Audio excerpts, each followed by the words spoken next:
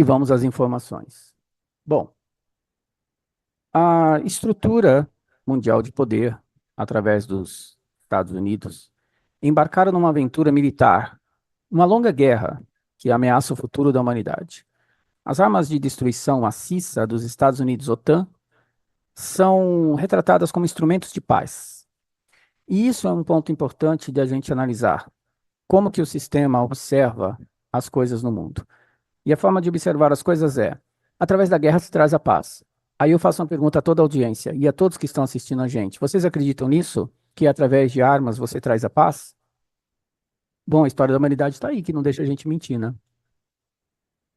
Quantos milhões e milhões e milhões e milhões e milhões, talvez bilhões de pessoas morreram por conta das guerras, das atrocidades da guerra? Vocês acreditam mesmo que guerra traz paz? Bom, vamos verificar aqui uma informação bem interessante de reflexão, que é essa daqui, ó. Isaías 22:4 diz: Ele fará julgamento entre as nações e resolverá as questões referentes a muitos povos. Eles transformarão as suas espadas em arados e as suas lanças em podadeiras. Nação não levantará espada contra nação, nem aprenderão mais a guerra. Se guerra fosse uma solução para trazer a paz, por que que o Criador fala que não vai ter mais guerra para que haja paz? É porque não tendo guerra tem paz. E se não tem guerra, tem paz, não é assim? Então, aqui, isso aqui, de uma forma desafiadora, de uma forma cretina, as Nações Unidas colocam isso lá na frente das Nações Unidas. Sendo que eles são os fomentadores da guerra, sendo que eles são os apoiadores da guerra, sendo que eles são os que apoiam as corporações que criam a guerra. Entendem? Então, esse sistema de guerra dinástica, que vem desde o começo do mundo, desde sempre, a gente tem que observar as mentiras que tem por trás disso.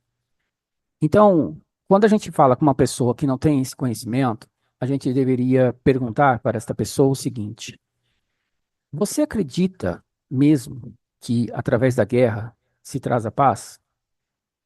E aí a pessoa vai te falar: tem que defender a nação, a bandeira, o hino, a pátria, esse monte de besterol que eles acreditam, certo? Aí você fala assim: mas vem cá, e se não tivesse guerra? Se não houvesse guerra em lugar nenhum, você não acha que haveria paz? Então, sabe, é uma questão muito de raciocínio. E aí, o que se aproxima do mundo é o que nós avisamos, pelo menos, desde que a rede foi criada, há 10 anos.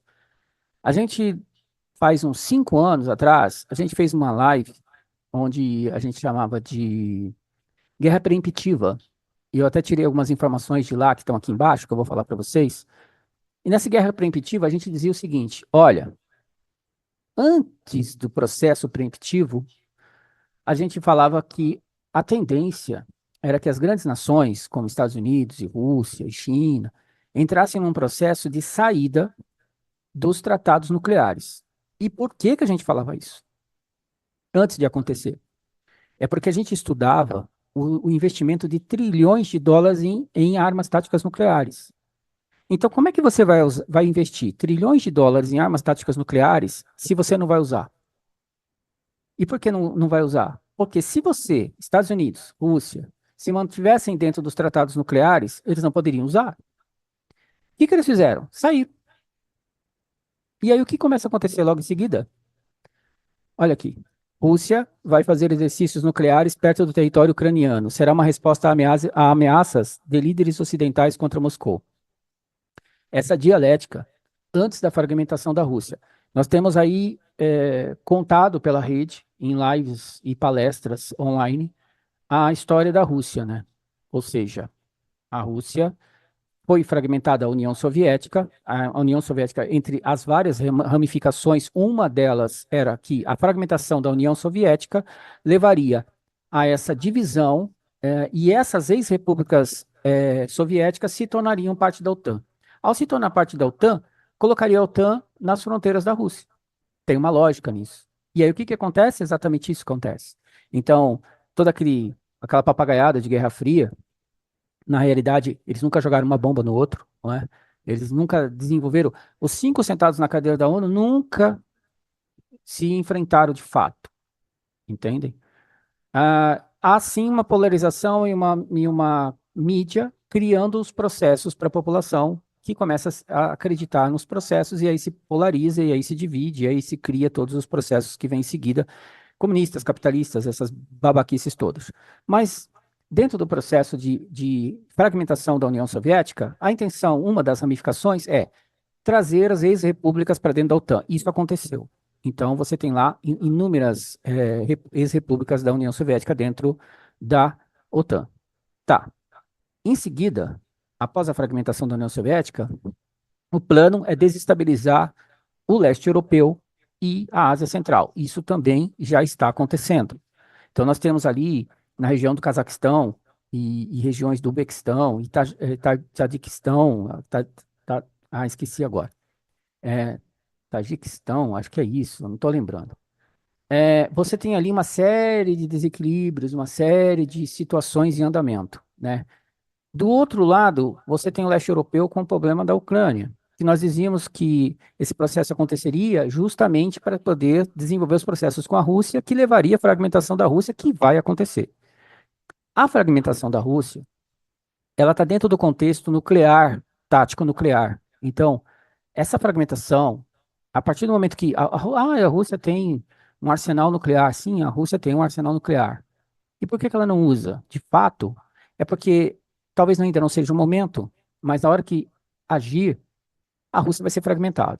Porque, além das ações internas que estão acontecendo, de fragmentação interna do país, com agentes dentro do país, desenvolvendo os processos para que haja uma ruptura entre da Federação Russa como um todo, você ainda tem as ações externas, né, que se direcionam à Rússia, de todo o processo em desenvolvimento. A hora que a Rússia lançar uma bombinha, vocês sabem o que acontece, né? Então você tem duas coisas acontecendo: a fragmentação interna e as ações que podem acontecer vindo de fora, contra o território russo. O oeste da Rússia já está sofrendo esses processos, né? Nós contamos já essas histórias aqui, falamos das cidades lá que estão, Belgorod, por exemplo, sendo atacada e etc. Então, esses processos já estão em andamento. Mas a Rússia vai ser fragmentada. Satélites mostram aumento de atividade em locais de testes nucleares na Rússia, China e Estados Unidos. Então, você perceba que nós temos uma guerra entre Estados Unidos e China agendada, basicamente, porque é falado que vai acontecer entre 2026 e 2028, sabe-se lá, mas vai acontecer, até porque o processo de redução populacional dentro da China e dentro da Índia faz parte do contexto, e ali nós temos já um processo em desenvolvimento no Paquistão exatamente para que isso venha a acontecer na guerra que vai se desenvolver no Indo-Pacífico. Então você tem duas grandes populações, né? Você tem ali uma meta a ser atingida. Então, esse processo de saída da Rússia e dos Estados Unidos é previsto, porque a gente avisava antes de acontecer por conta do investimento em armas táticas nucleares e que vão ser utilizadas. E a prova disso está aqui, né? Os perigos da guerra nuclear são reais, orientados para o lucro. 2 trilhões de dólares investido em armas táticas nucleares. E esse investimento não é em vão. Eles nunca fazem nada em vão. Então, armas táticas nucleares serão usadas no mundo. Se a gente pudesse pontuar, Índia vai sofrer com isso, Paquistão, provavelmente, Coreia do Sul, Coreia do Norte. E aí, onde outras bombas podem cair? No leste europeu, não sei, talvez. Né? Então, a gente tem que ir percebendo, né, o movimento. Em julho de 2021, o governo Biden lançou a revisão da postura nuclear. Olhem como tudo se encaixa, né? Então, a gente, antes de acontecer esse processo de saída dos Estados Unidos da Rússia, a gente dizia que isso ia acontecer, que eles iriam usar armas táticas nucleares. O interessante é que, por que que a gente dizia? Por conta do investimento em armas táticas nucleares. Trilhões de dólares. Mas, até aí, não tínhamos uma ideia da narrativa, qual seria a narrativa construída. Bom, tá aí a narrativa construída. A doutrina nuclear norte-americana subjacente consiste em retratar as armas nucleares como um meio de autodefesa e não mais destruição em massa. Pronto, estava feito o argumento para se usar armas táticas nucleares. E elas serão usadas. Então, podemos dizer que a nossa geração, ou a que está em andamento, vai testemunhar armas táticas nucleares em uso. E qual a diferença do que aconteceu em Nagasaki e Hiroshima? A potência de destruição de armas táticas nucleares. elas têm um raio aí de 30 quilômetros. Elas podem atingir aí e tirar a vida de 30 a 100 mil pessoas. Isso no raio de destruição, até 20, 30 mil pessoas. Na questão nuclear de radiação, até 100 mil pessoas. Então, vocês imaginem que isso, não consigo ver isso sendo utilizado em grande quantidade em vários lugares do mundo. Eu consigo ver alvos específicos. Coreia do Norte, Irã, Paquistão, Índia,